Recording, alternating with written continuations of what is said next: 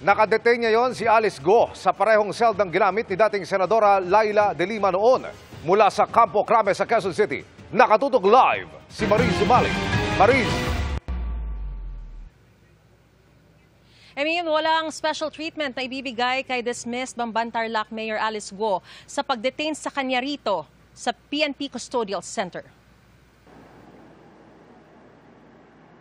Dito sa seldang ito sa PNP Custodial Center mananatili si dismissed Bamban Mayor Alice Go. Ang seldang ito rin ang naging kulungan noon ng isa pang high-profile detainee, si dating Senadora Laila de Lima. Dito may maliit na kama, lamesa at CR. Walang aircon pero merong electric fan.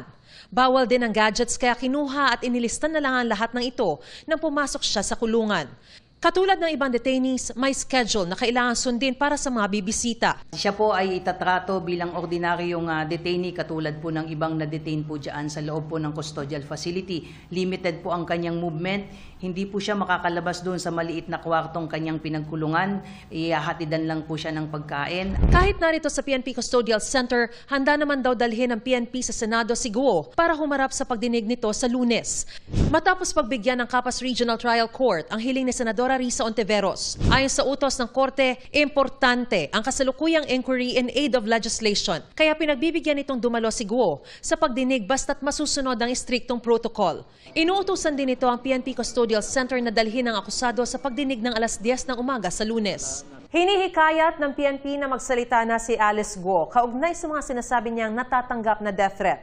Pero kahit hindi magsalita ay iniimbestigahan na rin naman daw ito ng PNP at isa sa posibleng pinagmumulan daw nito ay dahil sa mga nalalaman niya sa POGO operations.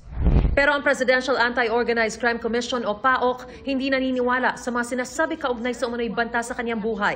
Sabi pa ni PAOC Executive Director Undersecretary Gilbert Cruz, kung talaga raw ginusto ni Go na sumuko, bakit nagpalipat-lipat pa siya ng bansa at nagbago pa ng anyo? Tingin ko naman magkaka-death threat siya kung ilalaglag niya yung mga kasamahan niya sa sindikato o yung kasamahan niya sa pagpapatakbo ng illegal na POGO na yan. Kung sino man siguro yung nagpo-protect sa kanya, siguro dapat masabi niya na rin yun.